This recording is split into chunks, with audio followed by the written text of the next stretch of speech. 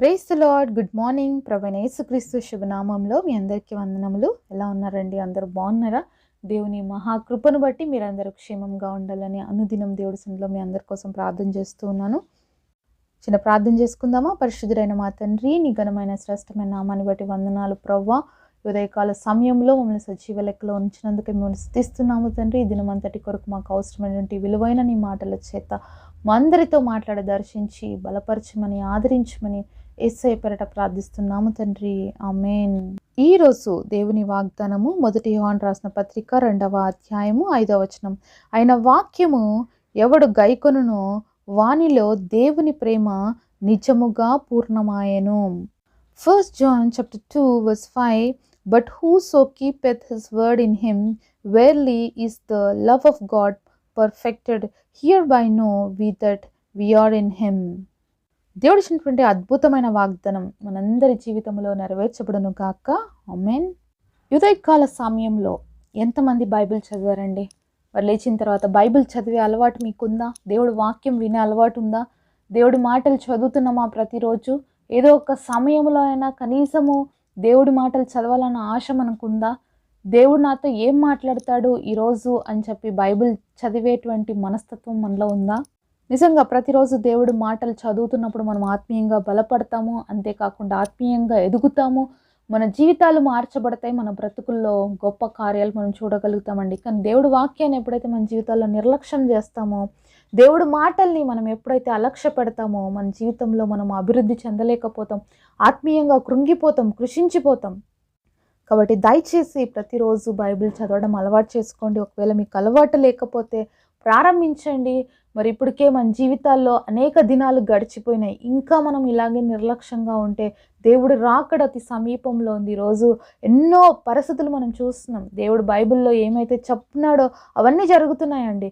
మరి ఎవరైతే వాక్యం చదువుతారో వాళ్ళకి తెలుసు ప్రపంచ పరిస్థితులు ఏ విధంగా ఉన్నాయి, అలాగే దేవుడు చెప్పినటువంటి సూచనలు ఏమేమి నెరవేరుతున్నాయి, ఏమేమి జరుగుతున్నాయి అని మనము దేవుడి వాక్యంతో మనం నేర్చుకోవచ్చు, తెలుసుకోవచ్చు. కాబట్టి ప్రతిరోజు దేవుడి వాక్యం మనం చదువుతున్నప్పుడు దేవుడు మనకు అనేకమైన విషయాలు బయలుపరుస్తాడు. అంత్య దినాల్లో ఉన్నాం కాబట్టి దేవుడి వాక్యం అనేది రాను రాను కనుమరుగయ్యే పరిస్థితులు రాబోతున్నాయండి. కొద్ది రోజుల తర్వాత మన దగ్గర కనీసం బైబిల్ కూడా ఉంటుందో లేదో అనేటువంటి రోజులు కూడా రాబోతున్నాయి. అలాంటి శ్రమలు క్రైస్తవుల జీవితంలోకి రాబోతున్నాయి. కాబట్టి ఖచ్చితంగా దేవుడు మనకి ఈరోజు ఇంత స్వేచ్ఛగా వాక్యం చదువుకునే అవకాశం, బైబిల్ని మన చేతులలో పట్టుకొని మనము చదివే అవకాశం దేవుడు మనకి ఇచ్చినప్పుడు దయచేసి నిర్లక్ష్యంగా మనం ఉండొద్దు.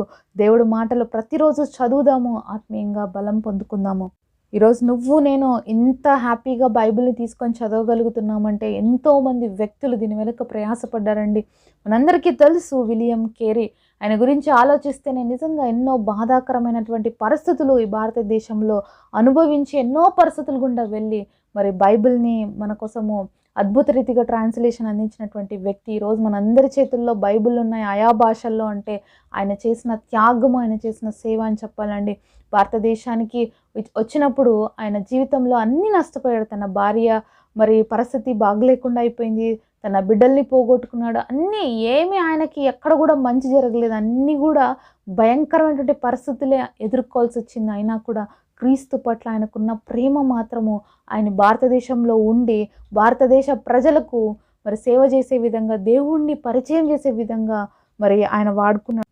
ఎందుకంటే విలియం కేరీ తన కోసం ప్రాణం పెట్టిన దేవుణ్ణి ఎంతగానో ప్రేమించాడు. ఆయనకు కనిపిస్తున్నటువంటి దేవుడి ప్రేమ, ఆయన కోసం శిలువ మీద యేసయ్య చేసిన త్యాగం ఆయన మర్చిపోలేకపోయాడండి. ఈరోజు యేసయ్య ప్రేమ, యేసయ్య త్యాగం అనేక సార్లు చులకనైపోయింది మనకి.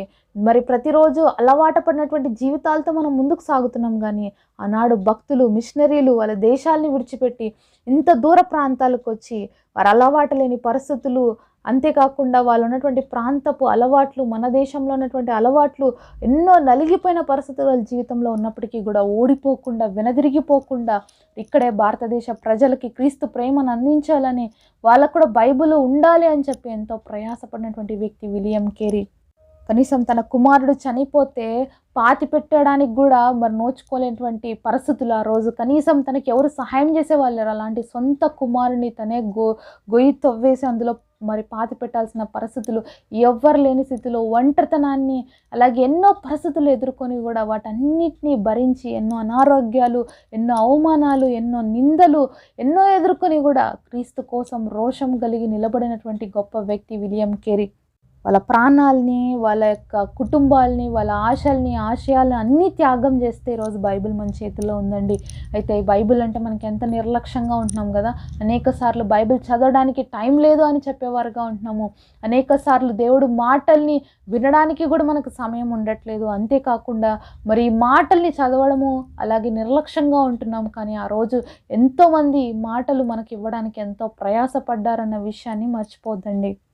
అయితే దేవుడు వాక్యము మన పాదములకు దీపంగా ఉందండి.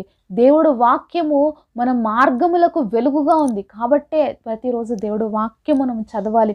చదవడమే కాదు, దేవుడు వాక్యం మనల్ని హెచ్చరిస్తున్నట్లుగా ఎవరైతే నా వాక్యము చదివి దాన్ని గైకొంటారో వానిలో ఏముంటుందంట, దేవుని యొక్క ప్రేమ నిజముగా పరిపూర్ణమవుతుంది. ఈరోజు దేవుడు వాక్యం ఎందుకు చదవమంటున్నామంటే, దేవుడు ఇచ్చినటువంటి యొక్క వాక్యం అనేది మనకు ఒక ప్రేమ లేకండి. దేవుడు మాటలు చదువుతున్నప్పుడు దేవుడి యొక్క ప్రేమ చేత మనం నింపబడతాము. మరి ఈ మాటలు ప్రతిరోజు మనం చదువుతున్నప్పుడు మన హృదయంలో నింపబడతాయి ఈ మాటలు. అప్పుడు మనం ఏ విధంగా మారుతామంటే పరిపూర్ణమైనటువంటి క్రీస్తు బిడ్డలుగా మార్చబడతాము. కాబట్టి ఈ మాటలు చదవడమే కాదు, కానీ దేవుడి యొక్క మాటల్ని మన జీవితంలో ఏం చేయాలి, అనుసరించాలి.